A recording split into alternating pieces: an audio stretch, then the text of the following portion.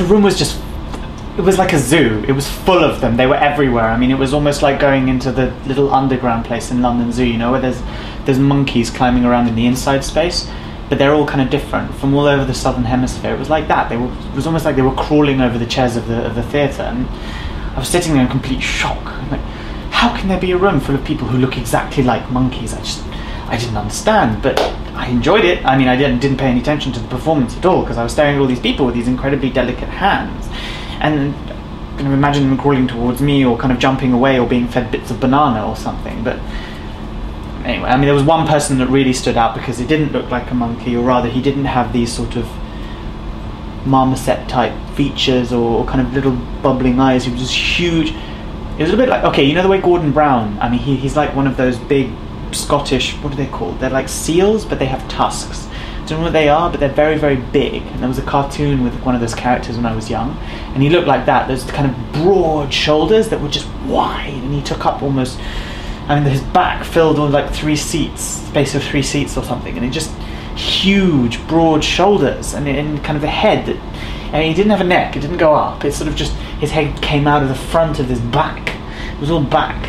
And I can imagine him sort of bleating and on the edge of the sea, but then there were all these little kind of monkeys around him. It was just, it's like someone got the zoo wrong, and someone put the wrong animals together with this kind of beast that might eat them, but he just absolutely didn't look around, just back, with a bit of head sticking out, looking at the performance in front of him.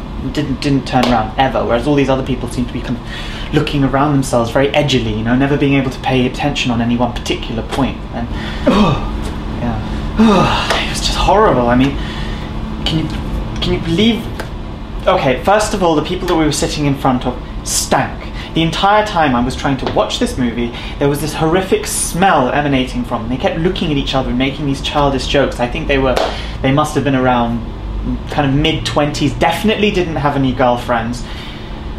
One was far too skinny, one was far too fat, and none of them washed at all, and they wore these horrific clothes which they must have bought from that large sports shop which there is on Oxford Street. I don't know what it's called, but you can get everything extremely cheap. I think it's the throwouts from other sports shops. I mean, it's like third-hand Kappa or something. It was repulsive. Really didn't, it completely ruined the movie. And then the hair. I mean, it was a little bit like a cloud of candy floss which had expanded exponentially and was just there to kind of block 1/3 of the cinema screen. So all I could smell was rotting flesh, and all I could see was a kind of cloud of lines. And through that somehow there was supposed to be James Bond. I don't know, I could only hear things. And anyway, they were talking so much in front of me I couldn't hear most of it, but still, at least I got a little insight into 20-something lonely bachelors who probably could do with a little bit of womanly attention.